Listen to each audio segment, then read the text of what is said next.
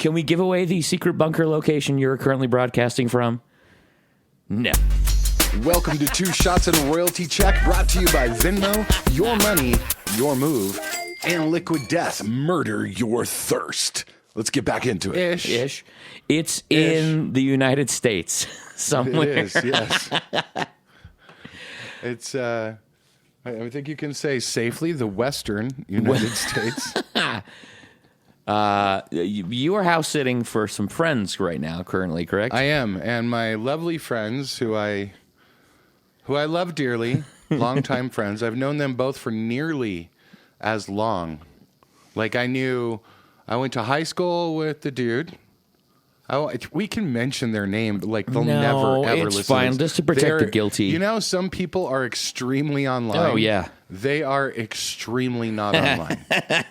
Okay, like perfect. I think my buddy he's got a Facebook page from. Does he though? 2006, you know.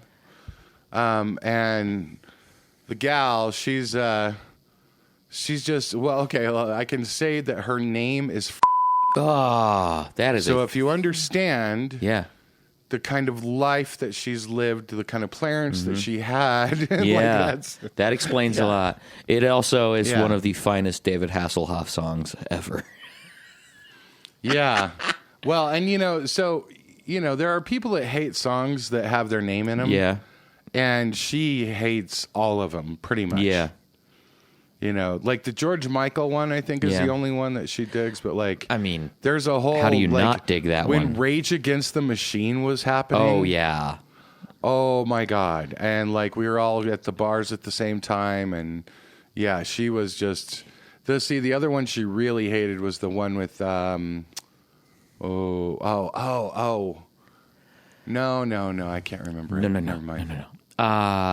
Aretha Franklin. Oh, yeah. It was one of the 80s of Aretha Franklin's, not her best work, as they say. Yeah, but she still sang the shit out of it.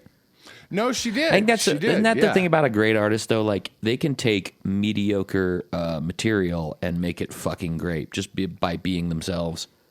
It's the difference between songs and recordings. Mm-hmm. It's big. It can really change up a whole thing. I mean, like that song. What was it? That was the "Riding on the Freeway of Love." Yeah, "Freeway of Love." Yeah, I had a completely different song in my head. And a pink Cadillac. Yeah, she sings that. Yeah, she sings the shit out of that. Anyway, I mean, what are you gonna do in the '80s? You know, I feel for all of them. Like Rod Stewart walked into the '80s, was like, I don't know, disco, whatever. Did he? I thought he. And then we'll just get Jeff Beck on a few things, do some movie soundtracks. Bob's Your Uncle. Now I'm a classic. Get Jeff Beck on anything in the '80s. It's a win. Mm-hmm. Infatuation. Mm-hmm. People Get Ready. Mm-hmm. Mm-hmm. That whole record. Hell yeah. Was so good. Hell yeah.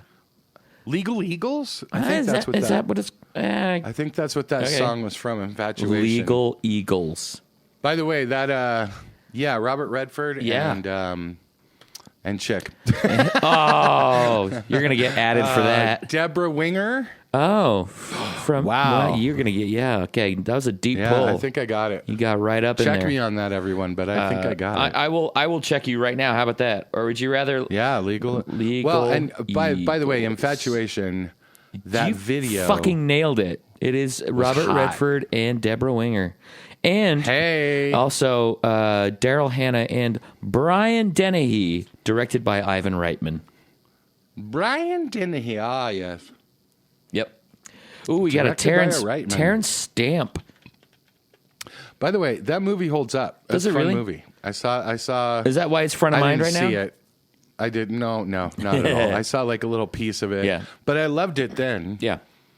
Partially for the music. Yeah. And that's not the song. It's not Infatuation. It's a different song that Rod Stewart, because he's dancing around in a courtroom.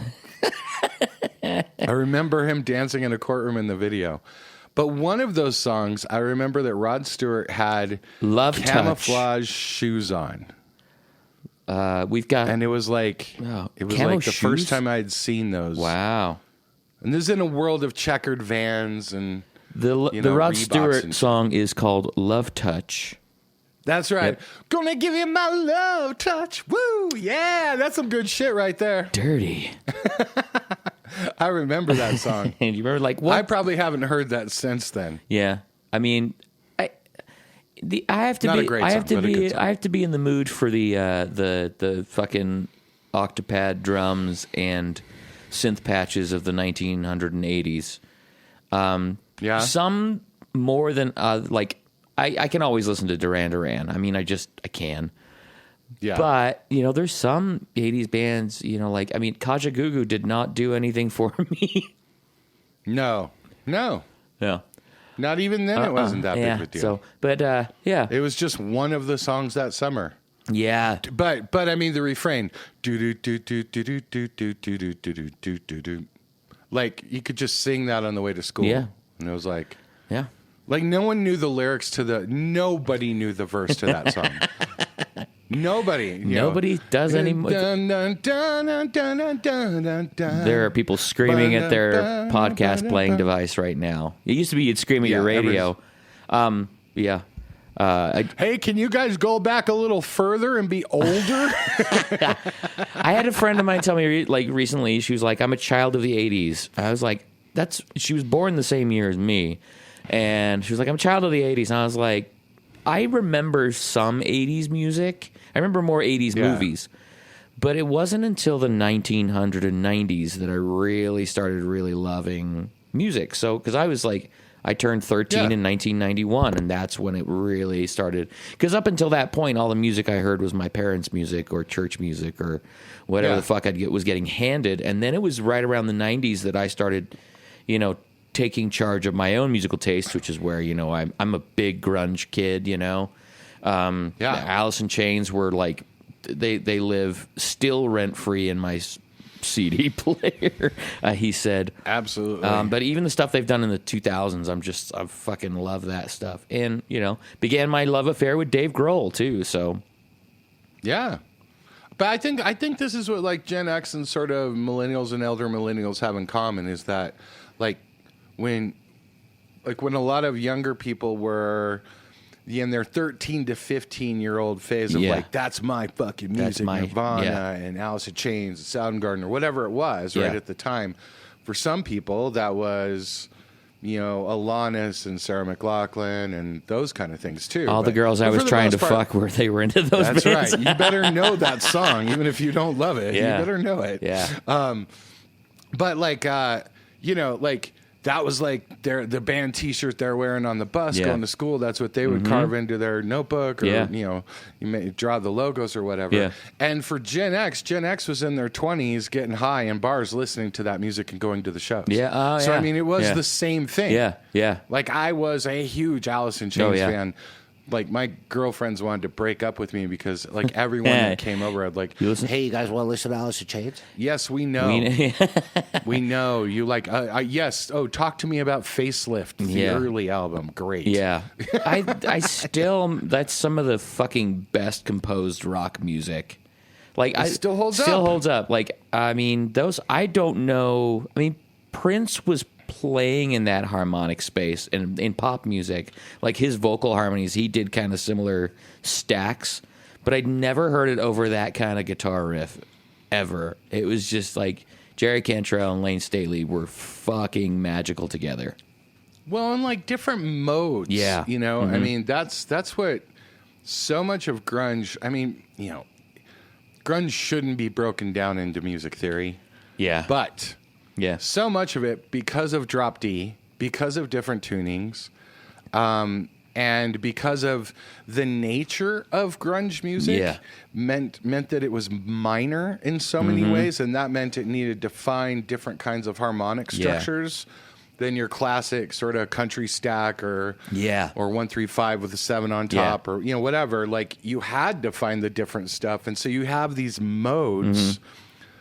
And that's what makes it sound so scary sometimes. That's what makes it sound so weird and cool, man. And it's also it's also an absolute kick in the face to a band like Warrant or Poison that they replaced was these simple boppy melodies with literally unskinny bop with like, like melodies and harmonies that were like 50s basically. Yeah. It was like doo-wop basically with a guitar, with metal guitars. Yeah. And grunge was kicking that in the face going, no, I'm not going to do those kind of harmonies. I'm sing a little bit more dour. Yeah, a little more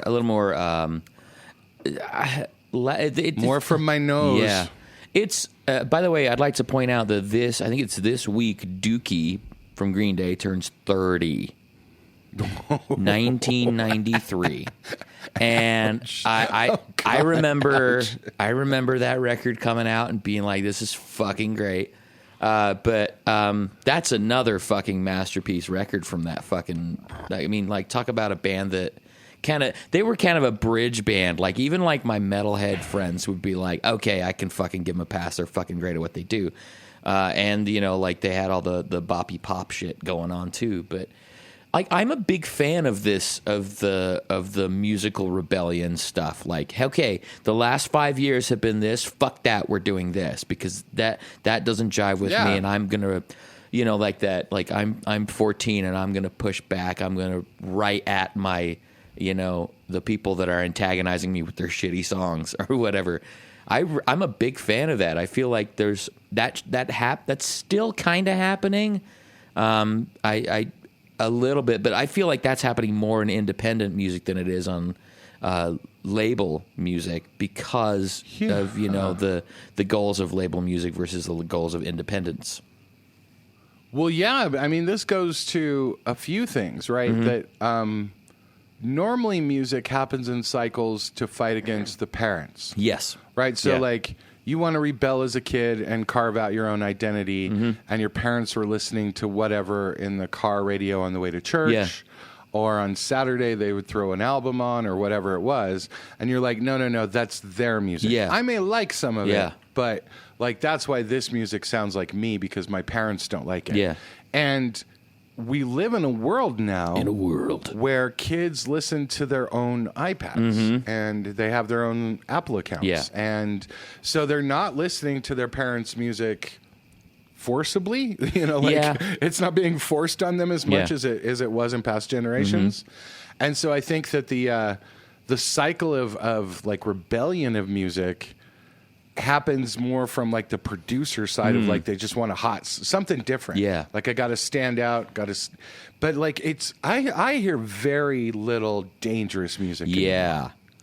And I mean, like a Rage Against the Machine, and I know I mentioned that before, but like anything, even if you went back to like new metal, that kind of crap, even if you went into the 2000s, like there was still music that was a little bit dangerous. Yeah, and I mean, Dookie at the time, Basket Case, talking about masturbation like out front and crazy. Yeah. That was a big deal. Yeah. And what I remember about that is that like I was into punk music as well as metal when I was younger, right? Yeah. Like real punk music. So real punks hated Green Day. Yeah. Yeah. Well, they hated all of those kind of bands. Yeah. But Green Day kind of got a pass because it's still like you could tell, okay, they know where they came from. Exactly. But they have a melody. Like they're going to make it better. It doesn't have to be ugly. It's not just fucking with the man. Yeah. Yeah. It can be boppy punk. Yeah. And I think that's that I mean, most punks hated it, but like I think that's where you're talking about. Yeah. There were people that found both sides of it. Yeah. I was thinking as you were saying there, I was trying to think of like one of the last times I heard something that kind of fucked with my aesthetic with regards to what I thought popular music should be. And I remember when, this is going to be an odd drop, but when Sexy Back, Justin Timberlake came out, I still think that song is, like, he's not singing in tune in that song. That song has nothing to do with the melody, but it's catchy as fuck. And I've never heard a pop song like that ever. You got him coming off of all the boy band super melodic shit, but that song is just about fucking to a beat. Well, and our fresh faced little Justin said motherfucker. Yeah, that's right. Yeah, I love that. I think that whole thing. We're celebrating the 50 years of hip hop. Yeah, just recently. Yeah, hip hop and rap. Yeah, and let me see if I can say it a little bit more wider. 50 years of hip hop and rap music. I find it funny because I've gotten to an argument about this that, clearly catalog music is far more popular than brand new music to most humans, right? Most humans listen to music 18 months or older. That's the majority of music you listen to. Yeah. That's catalog. And but what I said to this guy was like, to call today's hip hop like anything, like it basically was making the point about like where are we at now with hip hop after 50 years and rap and like kids aren't listening, people aren't listening to the new shit as much as they're listening to catalog stuff. And I'm like, if you were to call today's rap and hip hop the same as what preceded it for 30 years, and I'm not even talking about Kool Moe Dee and Run DMC and Beastie Boys. I'm talking about like Jay-Z and T.I. and Crunk and like all of that kind of rap. Yeah. This is not fucking, it's nothing like that. Yeah. Like anyone who grew up on hip hop, you probably don't like as much of this mumble rap crap and that's not to say that it's not good music and that someone today can't take that as their own and be like, I love that kind of music because it's kind of druggy and it's got kind of a fun beat to it. Yeah. But like, it's not dangerous. Fucking Eminem was dangerous. Yeah. Jay-Z was dangerous. One of my favorites was Nas. Absolutely. Fucking. Name me a rapper lately that's taken a shot at the president. You know what I mean? Like, how many rappers back in the day took shots at Bush and Clinton, and it's crazy. Yeah. And Reagan. Yeah. Yeah. For Christ's sake. Yeah. Public Enemy. I remember the last time I really felt something like that was there's a fucking Ice-T has Body Count, and I'm a fucking massive Body Count fan. Because it was all of the things I loved about hip-hop and all the things I loved about rock and metal.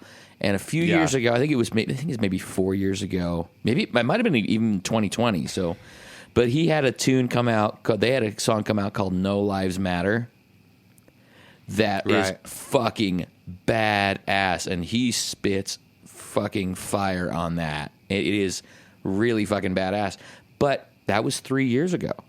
Let me see here. Yeah. No Lives Matter. I mean, I guess we could say that the Jason Aldean stuff and some of those songs are controversial. That's not hip-hop. But, like, that's not taking shots at the man. That's taking shots at each other. Sorry, 2017 is No Lives Matter. 2017? Yeah. Good Lord. Yeah. I fucking loved that record, too. Anyway. There's a little 6-year-old rocking around that was born to that song. That's the way I do age all the time. That's, dude, every time someone says that was 2012, I'm like, oh my God, there's I'm like, there's a kid walking around that his parents fucked to that song. There's an 11-year-old walking around right now that was born to that. Oh, like, shit. I always think about it that way. That's funny. Because then I think like there's been a whole person gone by since that happened. Wow. Yeah. Yeah. It gets worse as you get a little bit back further, and you're like, if it happened in 2021 or whatever, and it's like, man, there's a chick with an ID drinking in a bar right now that was born to that. Yeah. Yeah. That's going to get an Uber home, and she's got a job to go to tomorrow. Yeah. Just, hey, I'm going to wrap it up, kids. No more shots tonight. I'm going to take an edible and go home. Like, that's how long ago that was. Oh, that's funny. It's true, though. That is true. So 50 years of hip-hop. See? Fuck. I said it whiter, right? No, you did pretty good. Just make sure to put the P on it a lot. Hip-hop. Hip-hop. Hip-hop Anonymous. Hippity-hoppity. Yeah, and I think about, like, I mean, for me, I grew up in the whitest of Whiteville possible.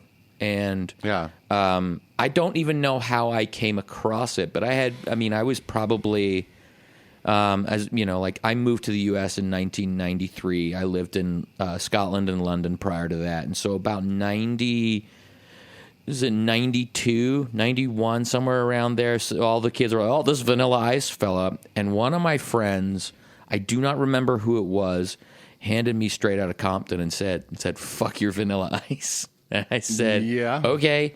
And that was I mean, and then it was, like, obviously we go Run DMC, we go Beastie Boys, we go, like, I go down a rabbit hole at this point, but I had never heard anything like that ever in my life. And that's that danger of that, and also, the trauma that it takes to make that kind of music, systemically is being shown to the world at this point in time. It was very, very under the radar at that point, and this was the only vehicle these humans had to express that. And so I mean that might be also part of why it's really, really changed in the last 50 years. And I feel like it's been going longer than that. I mean, I feel like 50 years is 1973. Yeah. I would imagine it's been getting fucked around with for quite a substantial amount of time longer than that. Yeah, I mean you've got roots in Jamaican music, you've got roots in But what's the Cuban benchmark music. they used to say it started in 73? 50 years. What is that?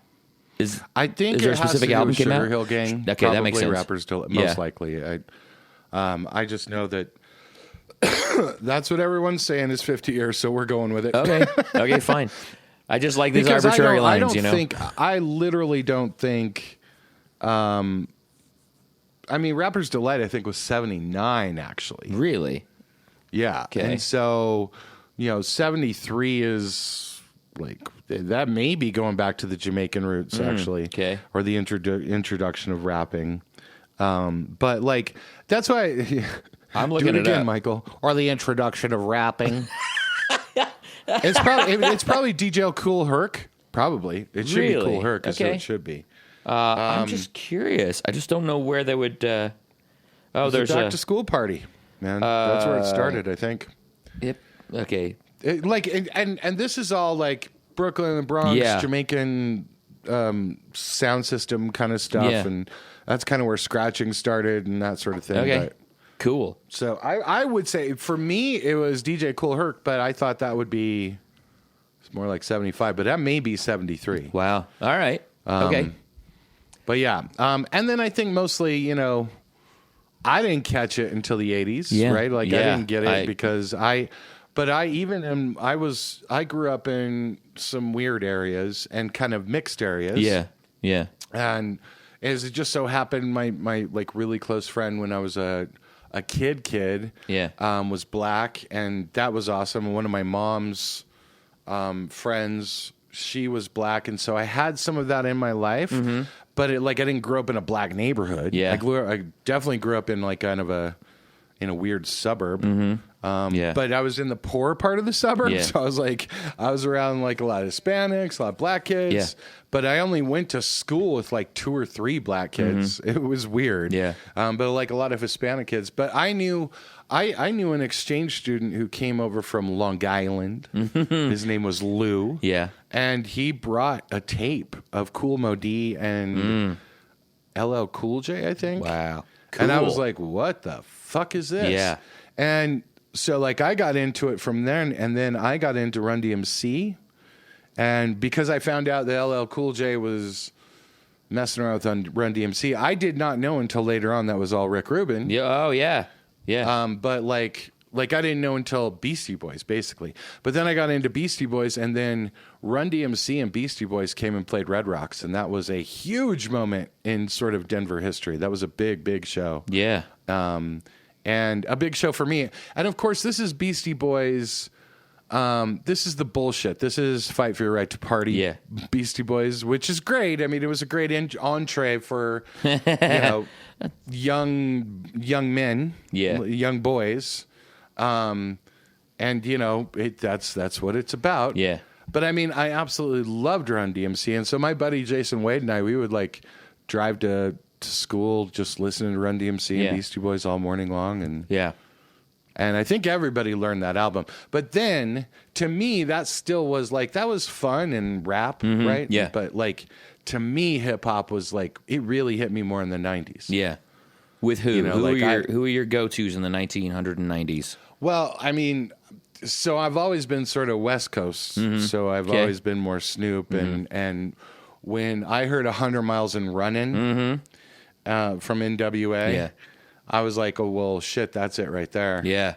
Like, that whole record, I mean, Straight Outta Compton just is like, the whole thing is just amazing. And then from there, basically everything that came out of that, from Ice Cube to Dr. Dre to all basically a lot of the West Coast rappers. But then I got into Nas and I started understanding East Coast stuff too. And how those styles were different. Nas was probably my favorite out of that gang. He's still a poet, you know. Like, I mean, like, badass MC. Yeah. And the last one to work with the True Beastie Boys, by the way. That's right. Yeah. 3 MCs. Go check it out, y'all. Yeah. It's good. I love the thing that I remember was the music I had been raised on. I had never heard as a teenager. I'd never heard real fury on a record. Yeah. Until I heard that stuff. I mean, I'd heard the metal stuff, but it was basically, you know, like, I mean, but it was like there's some real pain in this anger, and I'd never heard anything like that in music before. Right. And like especially when it got into like getting into gangster rap. Yeah. No R. Yeah. Very careful there.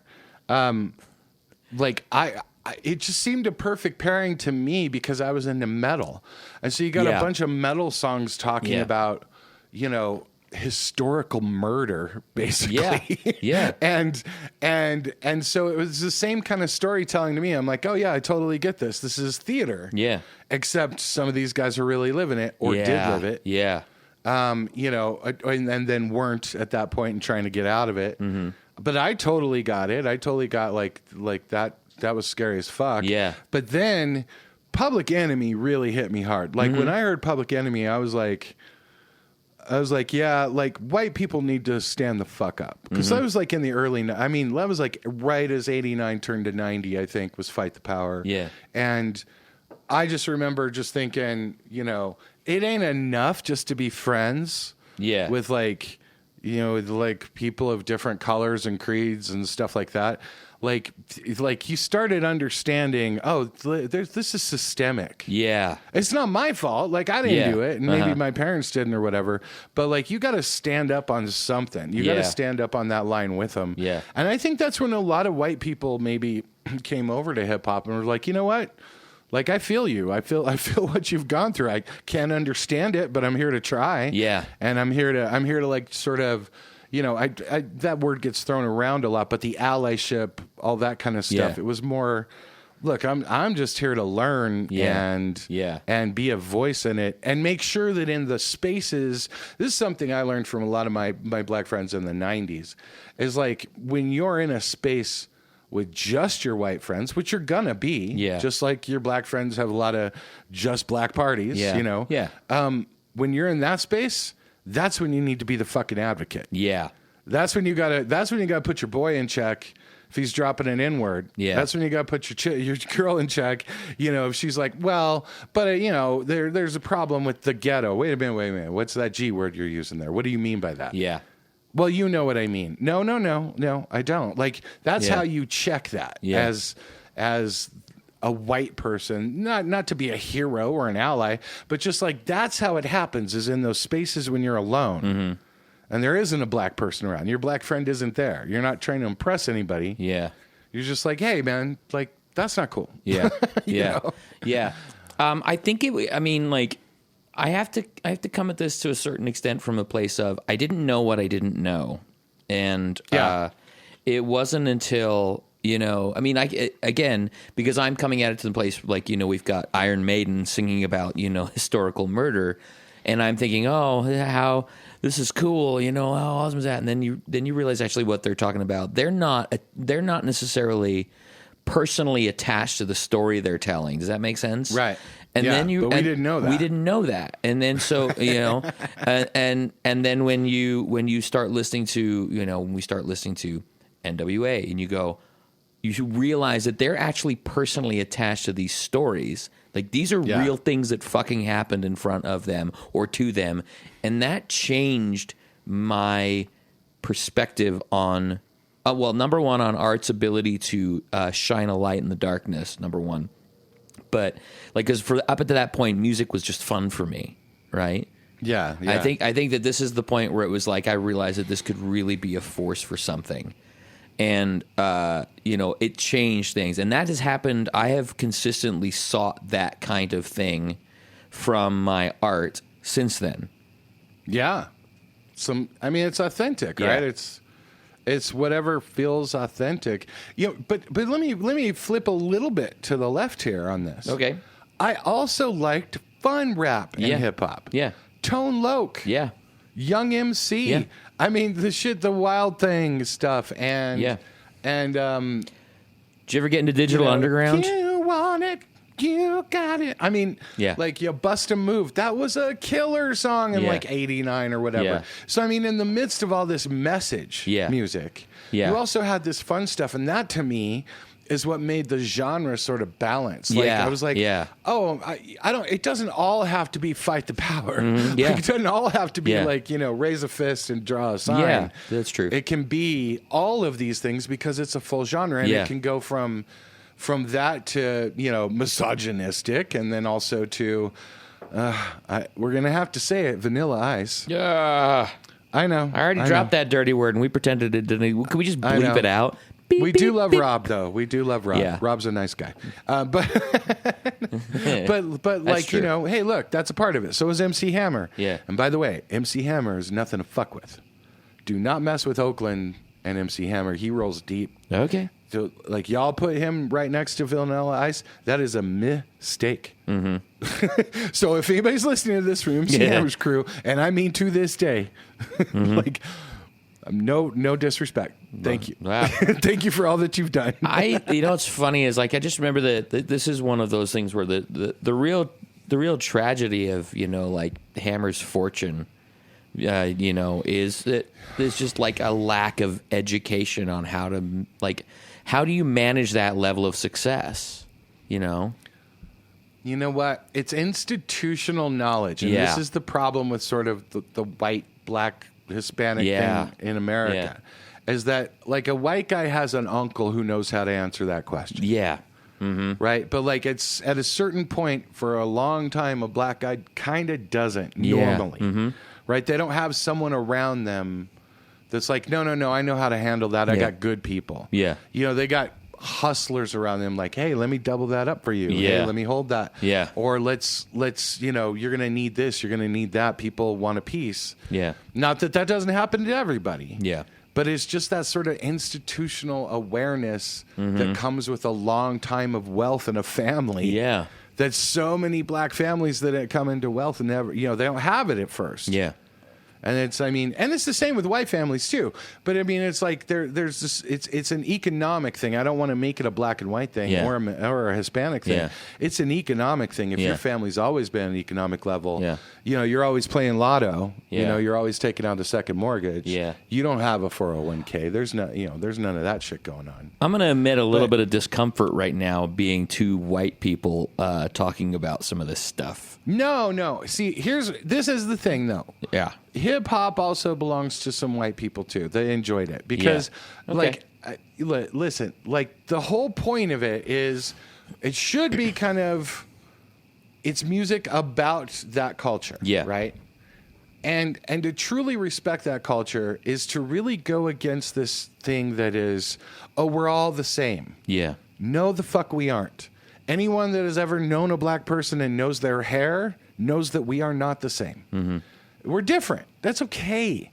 Like, that's the thing to celebrate. And so it's okay that we come in and I can go and, like, sing a whole, rap song and not drop the N-word. Mm-hmm. I don't have to use that word because you don't have to own all of it to be a part of it. Mm-hmm. And that's where I think that it's okay for white people to kind of have this is why this 50th anniversary needs to happen for a lot of reasons, because it's a damn shame that it hasn't been widely celebrated even more throughout the culture. Mm-hmm. Yeah. It is celebrated by hip hop heads, right? Yeah. It's celebrated by magazine writers and journalists and stuff.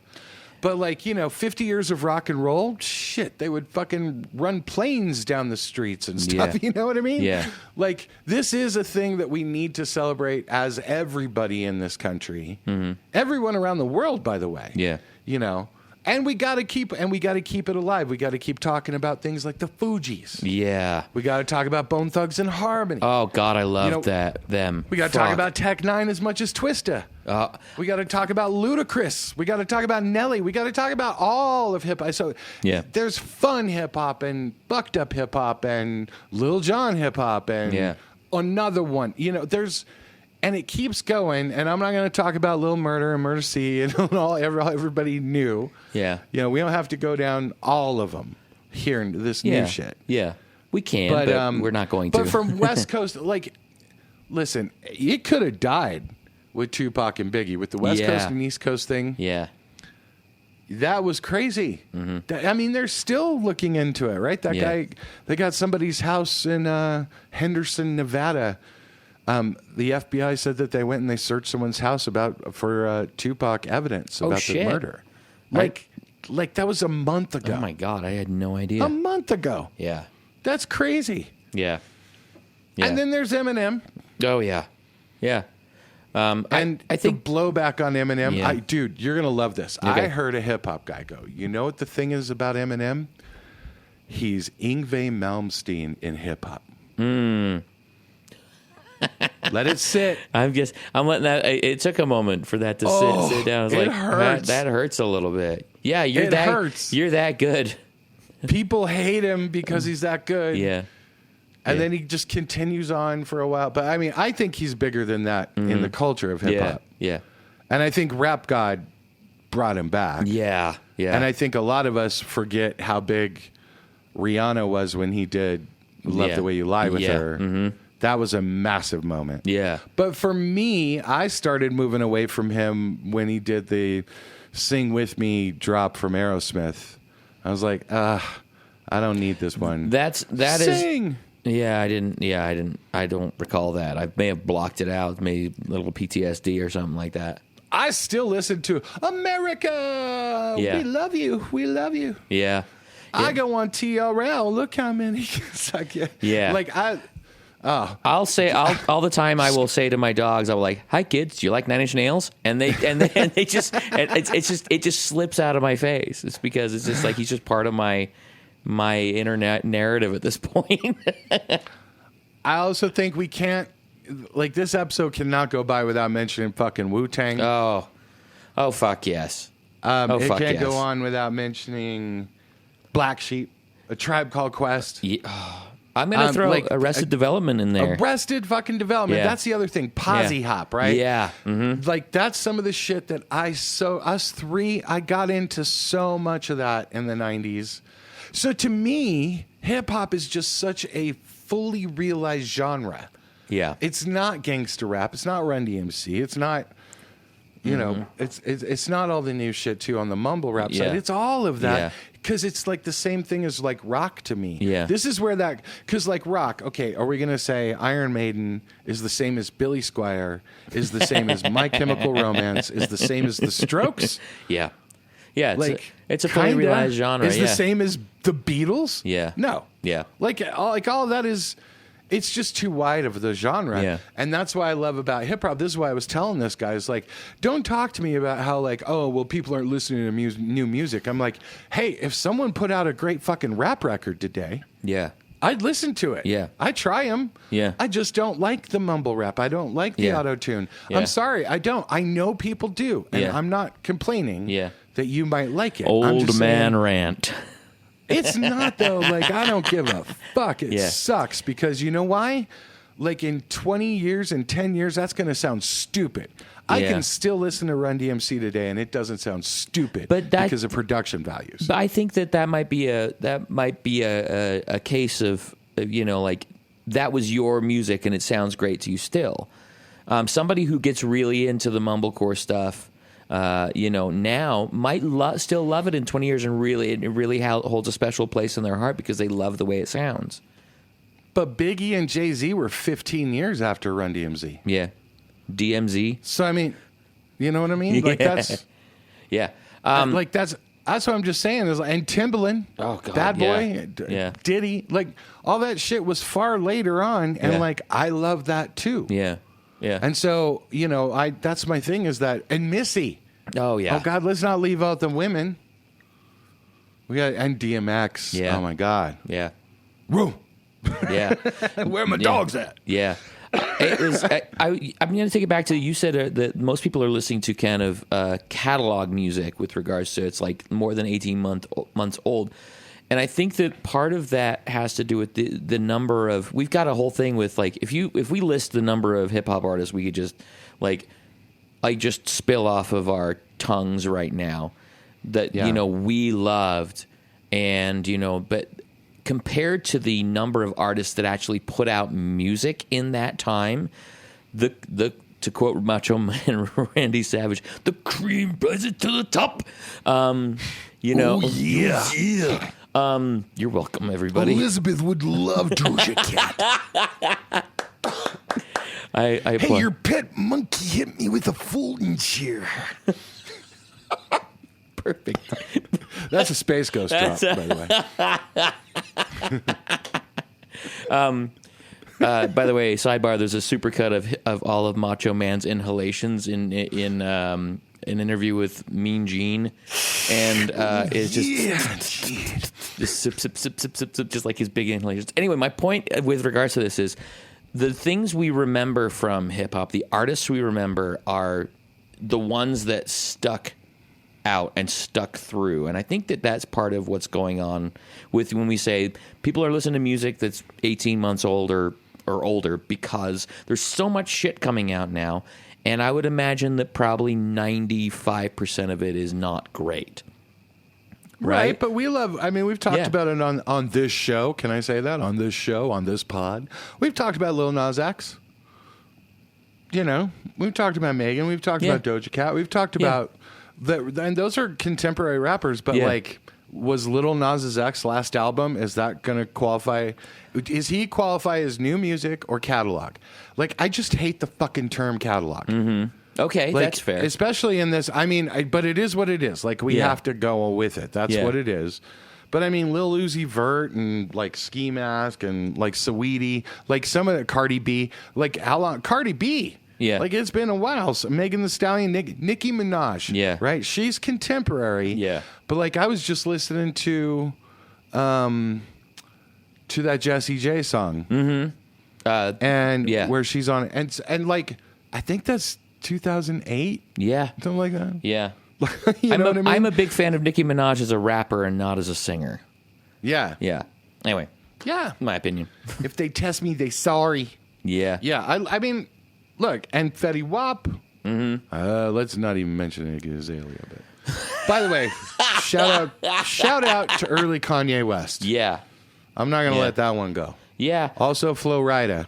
Oh yeah, yeah. The best rapper to ever box. The best rapper to ever box. The best boxer to ever rap. He's one of them. Something like that. That motherfucker's a badass. Yeah. Yeah. So like.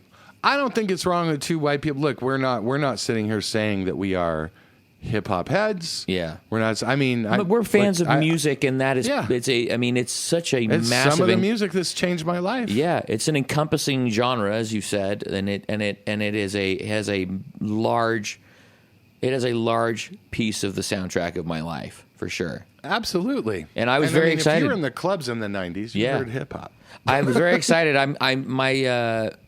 We were talking about like young people like finding their own music. I feel like my son is very, very fucking lucky to have me as his father. That's true. Because we've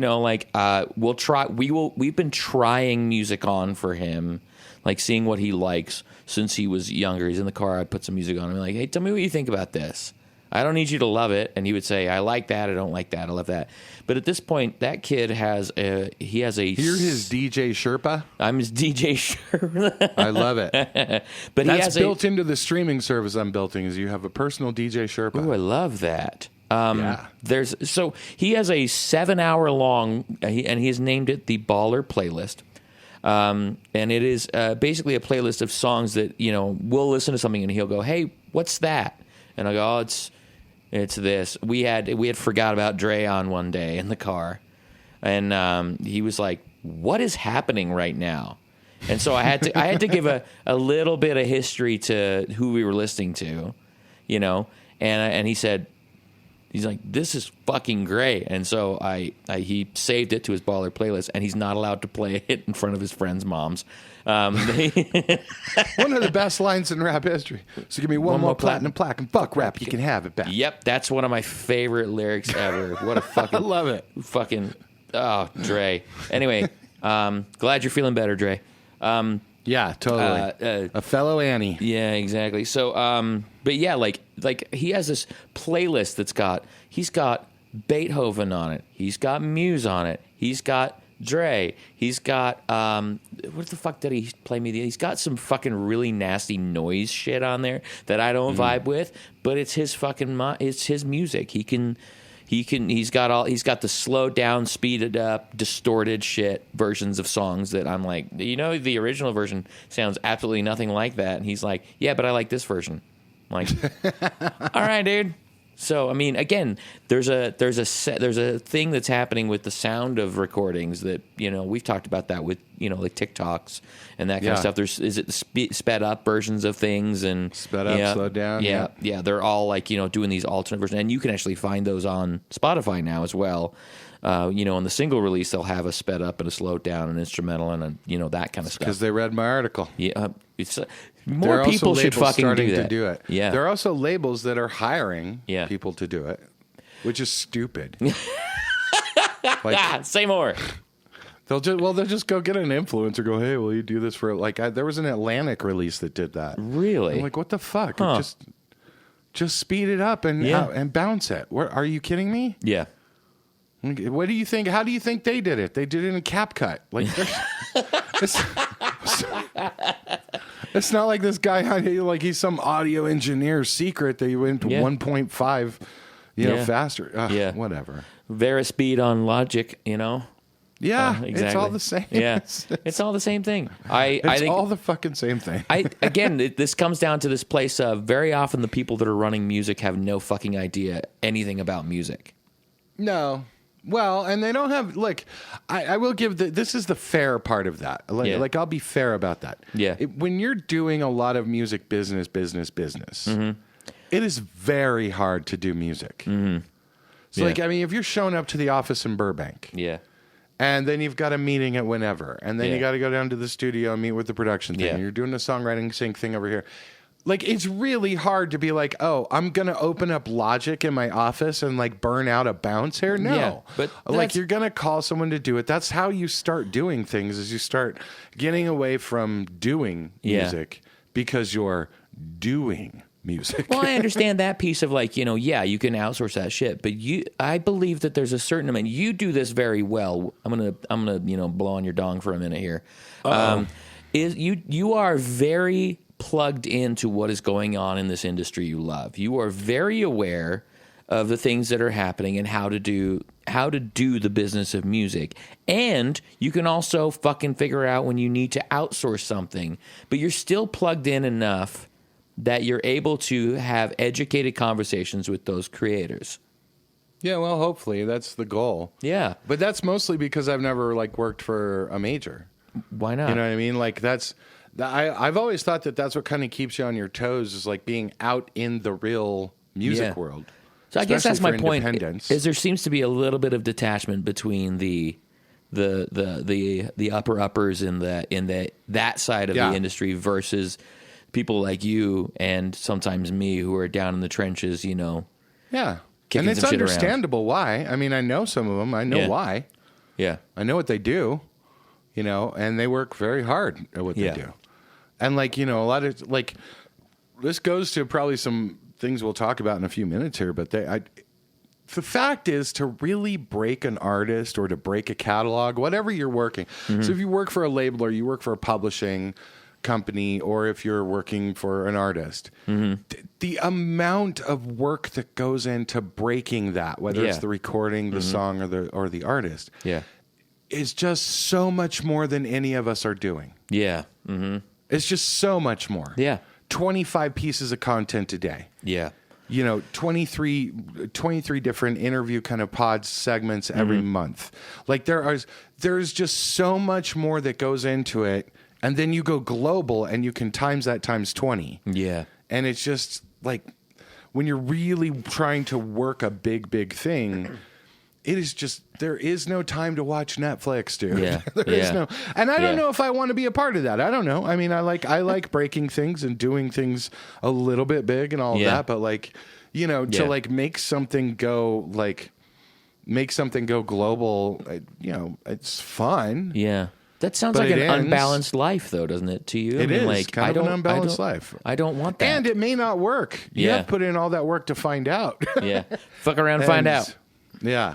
Yeah. All right, let's get on to a little email or a question or a topic here. Yeah. We got a question on the email. Thank you, by the way, for emailing us. 2ShotsMusicPod@gmail.com, 2ShotsMusicPod@gmail.com.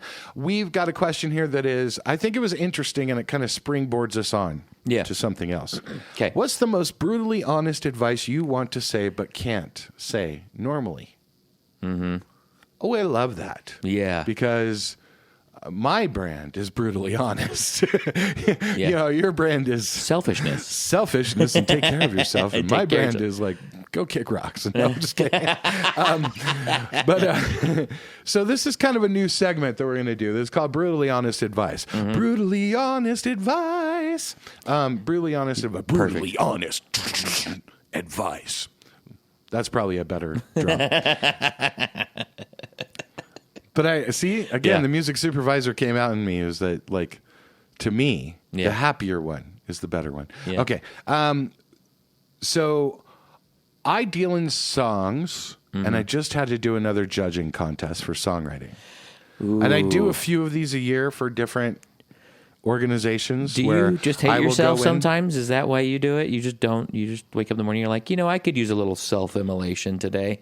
I just, you know what? I feel like it's the Lord's work. I do. I feel like it's service. Yeah. It's active service. And here's why. Yeah. Because here's some brutally honest advice. Your songs are not good enough. Mm-hmm.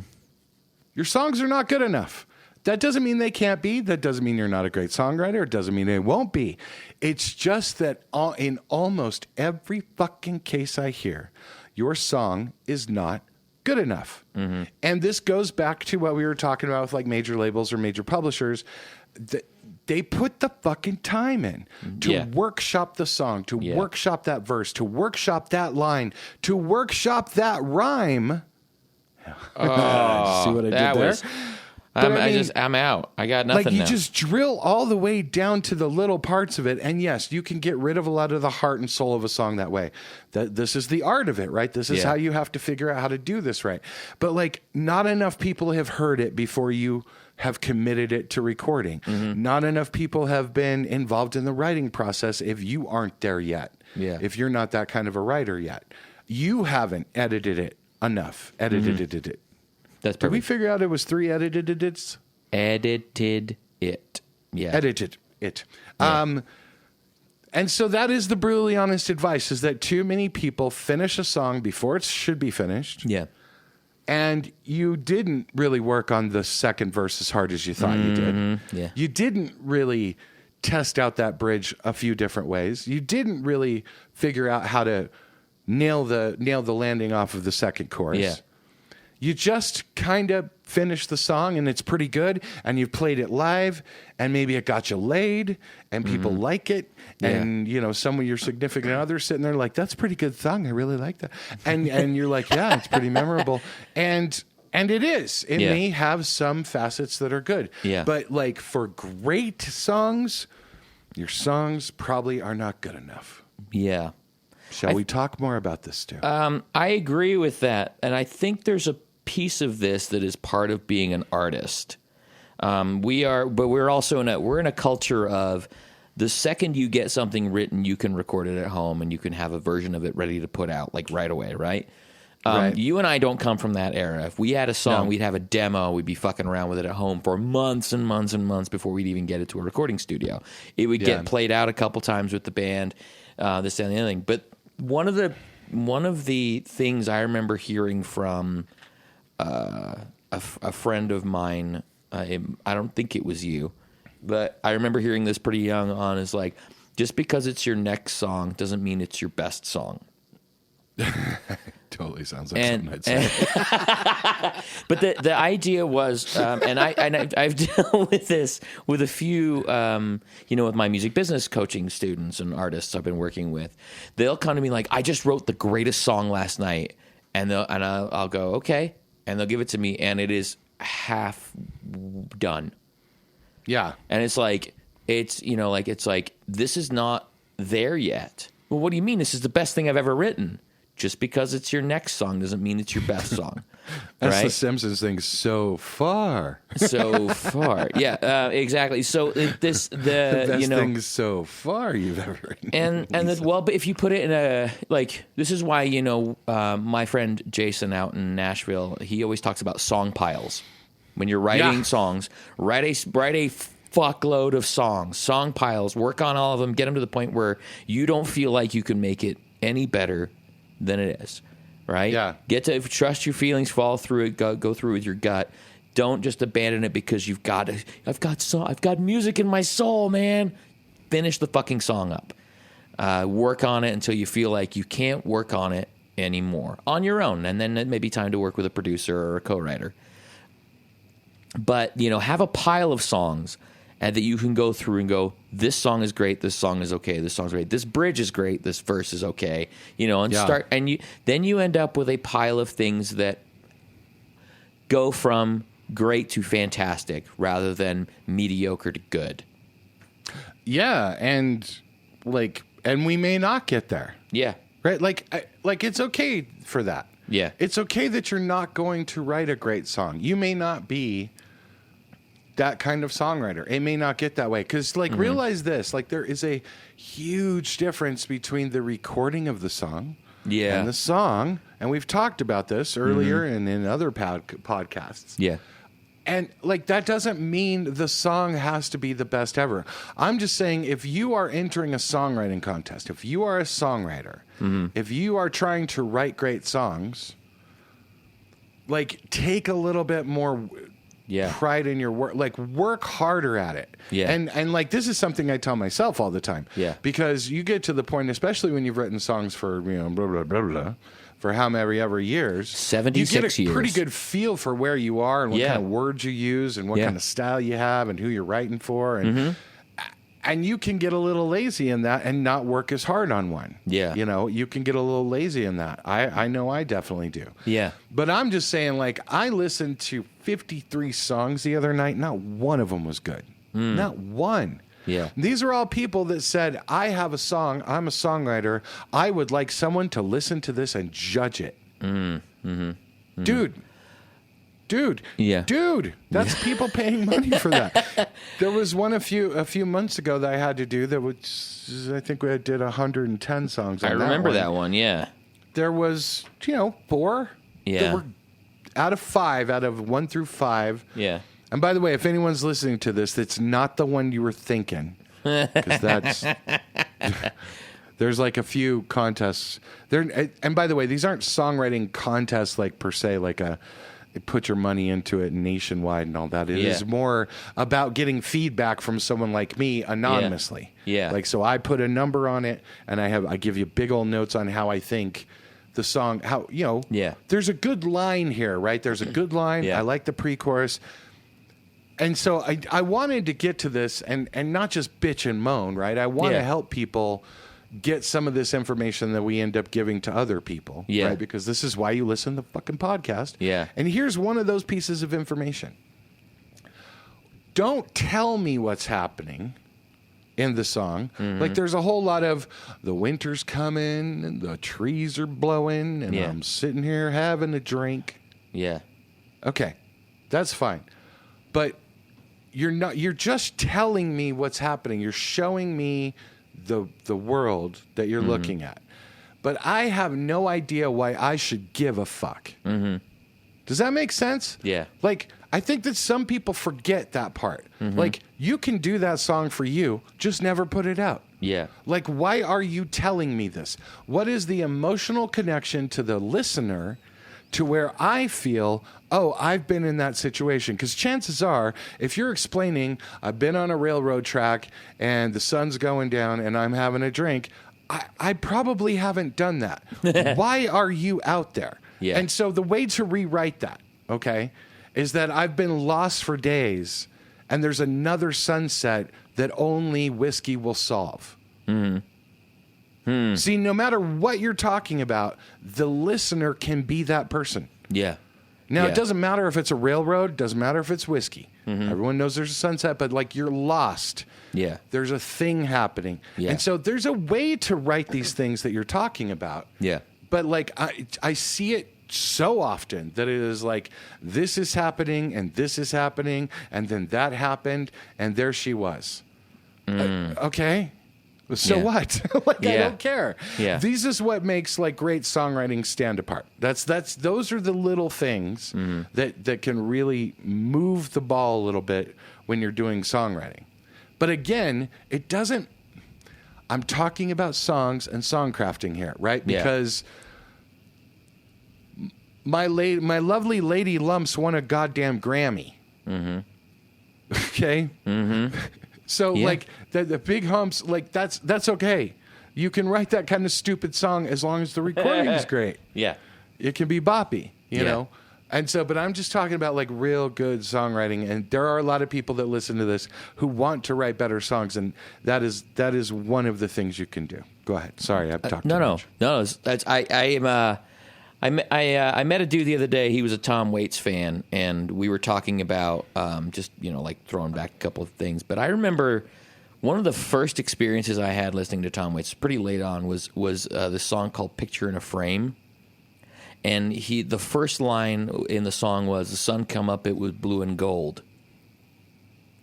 and that's the entire. Like, he says that 3 times in the first verse, and then the last line is, "Ever since I put your picture in a frame," right? Boom. Yeah. And it's just like that song to me, like, and that is a man that can barely sing anymore, right? Like, right. I'm a massive Tom Waits fan. Not about the performance at all. Not about the performance. It's about the song. Although kinda, right? Yeah. Like it is about the the what would you call it? The junk. Yeah. On that voice. That man has some shit on his voice. I absolutely fucking Leonard Cohen. Yeah, I mean, he got better thing. as he got older. Yes, he really did. Yeah. I mean, I put Elvis Costello in that category too. Like, I love his like earlier shit, but I think that as a singer, he's more interesting to listen to now. I think his songwriting was better 30 years ago, but I think he's more interesting to listen to now. But the point is, you are asking people to really bring me in, and you have to do that on the first line. Yeah. Bring me it's into like your anything, story. like any book, like any movie. The one of my favorite opening lines in a book ever was, I think it's something like, 40 years after I died, my friend Dale returned to the farm. Wow. Yeah. Or something like that. It's in a book by a writer from Colorado, but I just loved that opening line. I was like, fuck, I'm in. That's it. I don't need anything else after that. I've heard there was a secret chord. Yeah. Yeah. Hallelujah. Yeah, it's like it's a great song. But again, like, that's like, get me in on that first line. Bring me into the story. Let me have because what we're looking for an experience together. This isn't just about you and your song. Now, whatever, that can be part of it. But you're looking for a relationship with your listener. And if you're looking for a relationship with your listener, you have to give them an in. You have to bring them in with you. I always said to people, like, when you're writing from a musical standpoint, let's just take the lyrics and that out of it. But from a musical standpoint, your listener doesn't live in your head. So if you are if you're going to have all of these fun little turns and everything like that, and your chords, and you're going to have that surprise and all that kind of stuff, you still have to guide your listener a little bit, like putting pauses in, chord changes, shifts, little breaths here and there to let your listener know, hey, something's happening and I want you to come with me. And that's what you're doing lyrically as well. You're saying, hey, I'm going to tell you the story and I would like you to come with me. I'm always trying to write a better line than, you don't know me, but I'm your brother. What a great opening line. Yeah. I don't know you. Wait a minute, but I'm your brother? Oh. I was raised here in this living hell. And you're like, oh, Yeah. okay. Now we're into something. 2 lines. You know what the fuck that song, like 2 lines, you're into that song. Yeah. I want to solve the puzzle of this. Absolutely. And you can do it in personal ways. A song I wrote once said, there's a small part of you in nearly every story I share. Yeah. Wow. And that's about like trying to get over somebody. Yeah. Right? Like you can still do it in a reflective mode. You don't have to be it's about my listener. It can still be very much about you and your personal experience. Yeah, but that's you have the to kind of songwriter you have to take them with you though. That's the thing. Is if you're going to tell the experience and give me the story and give me this, I don't live in your brain. I don't have all the context. And I need you to give me things so that I can come with you because I want to come with you as a listener. Yeah. Yeah. And I think, and so the flip side of this is that once you start really kind of workshopping your songs, like we've said this 100 times on this show, there's only been 22 episodes. There are professional songwriters who are writing more songs this week than most of you have ever written, or this month, definitely. There are songwriters that are working and editing songs that they wrote 10, 12 years ago today. Mm-hmm. Like they have a vault, like that. You know, this is what songwriters do. That's how I have a vault. Yeah. I have lines. I have things that I pull and we push and tear that apart and take out that line and take out this. And you know, it's not like I have the major. This is the whole point. I don't have a major number 1 hit song. I don't. But like that doesn't mean I can't write a great fucking song now. I do know how to write a great fucking song. And there's a difference between a great song that will be a great song for a long time and a recording that becomes a number 1 song. That's a different thing, right? That's a different thing. They can be the same thing. It can be. It can be. And then normally is, you know. But the point is that you will get to the point where you do start writing that magic song because you're in the flow, where all those stories you hear about, like, dude, that song took 5 minutes to write, and that was our biggest hit ever. Yeah. It's because of the hundreds of songs before. It's because of normally. That doesn't mean it happens that way all the time. Everything has a caveat here. Yeah. But I'm just saying, like, if you want my brutally honest advice, every songwriting like sort of judging that I have to do is normally like, first of all, so let's just make some ground rules here. Never enter a songwriting judge or send a songwriting person a song to judge or give you advice on that's locked. Like never that you could change the recording that I'm hearing of it. I don't give a fuck what the drums sound like. I don't care. I don't care. I do care about the rhythm because that matters on how the melody goes. I do make notes about BPM. I do make notes about tempo and rhythmic, like how the melody works with the rhythmic, you know, ticky-tacky, tick-pa-pa. Like that does matter. And so, but it doesn't matter that you have... Oh, my God, Stu. It doesn't matter. I'm leaning way the fuck in for all the podcast audience here. It doesn't matter that you play harmonica well and do a 2.5 minute solo in this goddamn song. You had a Blues Traveler song. Also, instrumentals are not songs. I said it. If you want song judgment, don't send me a fucking instrumental. That doesn't mean I don't like instrumentals or I don't want instrumentals to be placed and synced or whatever. But listen, most instrumentals are jams. Like and I'm not saying like if you're Zimmer, great. Send them all to me. Hans, I would love to hear them all. If you have a theme and a melody and you return to it and there's a bridge, that's a song. Yeah. Most instrumentals that y'all are doing out there are just jams. And like there's a big difference, but I don't want to spend too much time on that because you shouldn't be doing those anyway right now. Not a songwriting assessment, I don't think. No, not for that. It's not the right thing. It's not the right form. And also that's not I don't think that that's the place for it. I think that audience is different. Yeah, and that doesn't mean it's not worthy. Yeah. It's just, it's not the place for it. But so the brutally honest advice is that workshop those songs a little bit harder. And you know what? Always, this is a good mixing producer tip as well, and songwriters need to do this. When you have a song that you think is kind of there, do a save as. Yeah. Right? That's your save as. That's your starting point. Mm-hmm. That's where you think you kind of knocked it out. Your quick mix, your quick production, you did a big pass through, your ears were fresh, your feelings were fresh. Songwriting needs to be the same. Do a big save as. That's where it is. Yeah. Like do a little recording of that and put it to the side. Then go and pick at it. Then think about where am I getting bored? Where am I hearing get outside it a bit. Yeah. Like let don't be in it. Yeah. Let it breathe, bitch. I mean, you know how long I've had I've got an EP I'm just sitting on because it's every a good time EP. Thank you. I appreciate that. I'm still not sure. I'm a very much a feeling person. I like to feel into things. Dirty. You feel good, by the way. Thank you very much. I've been working out. And I'm like, I keep going, okay, am I ready to release this yet? I'm like, no. And so I'll I think I'm past the point of tweaking with stuff. Still waiting for an MC for a verse, but just throw that out on the podcast. Anyone? Totally. Yeah. Well, after we name this two white guys talking about the 50th anniversary of hip hop, I'm sure we're going to get a lot. But I haven't felt like it's ready to come out yet. Not because the music isn't there, but it's just like it's not there yet. I'm not ready yet. Yeah. Because I'm not ready yet. And maybe I'll do it sometime in the next 6 months. I don't know.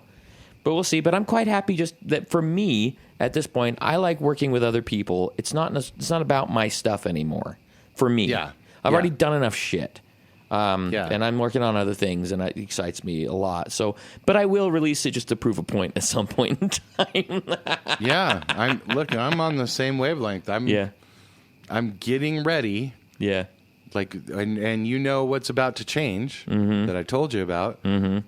I'm going to be able to do it. I got to record my whole catalog. I'm really excited for you on that. By the way, at least 500 songs that are going to be recorded and done and put that have never been recorded, and there's going to be more during it. Yeah, but of course, that's what I'm totally excited about, and that has nothing to do with putting them out. Nothing to do with all that. This is more just don't die with the music in you guys. Yeah, exactly. That's what that is. Exactly. That was very, very informative. What was it called again? Brutally honest. Brutally honest advice. There you go. Okay. Oh, we're gonna do a live one next time. Okay, fantastic. Because I snuck out and saw a live show, and I got words. But anyway, okay. I got let's get to the sink of the week. You go first because I'm going to unamuse everybody by what I'm about to say. Oh Jesus! Should I go first, or do you want to say you go first. So y'all, Billions is back. Oh yeah. Season 7, wow. Episode 1. Season 7. Wow. I don't know if it's the last one. It sounds like it is. But all my shows are going away. That's not on the Cock. Is that on the showing of the Cock? Is that Showtime? It is not. It is on HBO. And Hubbo? And I think it is actually HBO. Really?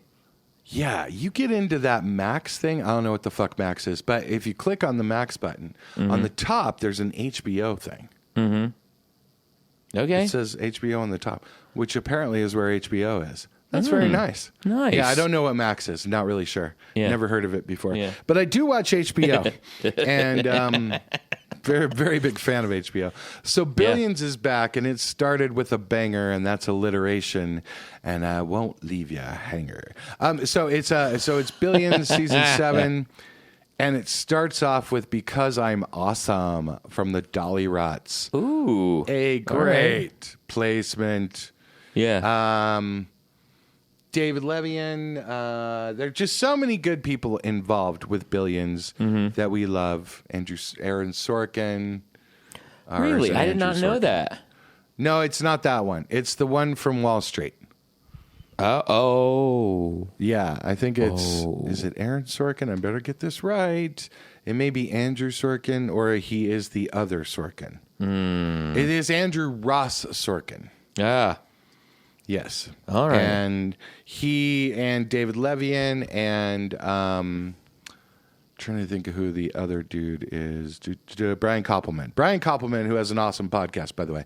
But Brian Koppelman and David Levian, as well as Andrew Ross Sorkin. He's a guy who was on CNBC, and so they're all part of this. But anyway, that's all about Billions. Because I'm awesome from the Dolly Rots, here's what I love about Billions. I know that Koppelman has picked a lot of the music, first of all, from like Needle Drops. Yeah. Because he used to mention on Twitter all the time before Twitter made him go away. Yeah. But the music supervisor is Jim Black. But here's the thing. If you look at the IMDb Pro, if you guys are on that, well, yeah. I don't know. Well, anyway, on IMDb Pro, for this series, you have the music supervisor, then you have the music editor. Oh, yeah. And then you have music licensing. Yeah. Interesting. And that's Jean Fay. Oh, wow. Or it might be Jeannie Fay. I don't know her. But it's JeAnnEFAY. But I love that they separate out the music licensing. Yeah. As well as the music supervisor, as well as the music editor. Because a lot of times that's a clearance agency. Sometimes it is the music supervisor. But but that there's a person that just does that. Love that. Yeah. I'm sure they work hand in hand, but anyway, Dolly Rots, Because I'm Awesome, and it is a great first opening scene, so when you see Billions, you will understand what I mean. Fantastic. Okay, I'm going to disappoint everyone. All right. No, it's not. Okay, so over the last couple of weeks, I have not been watching a lot of shows that have these kinds of... I've been watching Foundation, which is all, I think, Bear McCreary. And there's no, in a far future, sci-fi, you really don't have a whole lot of, sync placements. But I've also been rewatching Ted Lasso with my best friend Danielle. Hey. And her husband Scott's been watching as well. And so we've been discussing this, but I happened to rewatch season 3, episode 11, and there is a Buzzcocks tune in that episode. Why Can't I Touch It? And nice. It is a fucking delightful. I was like, I mean, again, for me, that type of music is very much my teenage years, and getting to enjoy that was really, really fun. And it's in a really, really, really sweet episode as well, where we get I want the Roy Kent poster that's in that episode with the curls. Yeah, it's just poopy. So again, Mr. Lawrence's wife, Krista Miller, one of the music supervisors on that. Tony Von Perview, other music supervisor listed here. Do not know this person, but hell yeah. There's somebody on here. There's a guy listed on here, and I want you to give me your opinion on this. Nelson Beato, playback singer. Oh wow! I've never seen this term before. Would you care to drop in some knowledge on the people here? Wow, playback singer. Well, that would normally be when there is like a live music inside of the script, and so to use the recording that people are singing in the scene, you would do a re-recording of it. Oh, gotcha. Understood. That makes sense now. Does that make sense? Yeah, I've just never seen that listed in the music department. No, that is weird. Yeah. It's very much part of VO and Foley. Yeah. Like that's who's there on ADR days. That's basically what that is like the producer running through those lines over and over and over. But it may also be like a fake singer for an actor singing a part of it. I'm not sure. I mean, I'd have to kind of see the episode to see. I don't remember. I'll have to. But if they were like singing on the street or something, that could be it. Yeah, maybe. And that has makes sense. to do sometimes with like union shit. So okay, cool. Yeah. Well, there you go. That's fucking magic. I think, and if I'm way wrong, someone correct me. But that's what I think it is. At 2ShotsMusicPod, wherever you jerk off to your socials. Hey, God, we had a really clean show going here. No, we fucking didn't. That's what I posted the other day. There's no cussing in this one. Liars. Lies. All right, let's wrap this sucker up. Remember to rate and subscribe. Give us 5 stars on Apple Music, Podcasts, iTunes, Thingy Bob, whatever the fuck that is. Yeah. If you're on Spotify, check us out there and share it with friends. Obviously, we are kicking ass on YouTube. The YouTubes. Dude, it's like, I mean, at least 40 people listening over there. Oh, that's Crazy. so good. Yay. Thank you. And a lot on their shorts and stuff like that. And Nice. So we really appreciate that. And you can always listen at 2ShotsMusicPod.com, where 2 Shots and a royalty check resides. Very nice. So Well make done. sure you write a great song, and once you do, work on it a little bit harder. Yep. And we will talk to you a little bit later next week. Yay. Love you. Bye. Love you. Bye.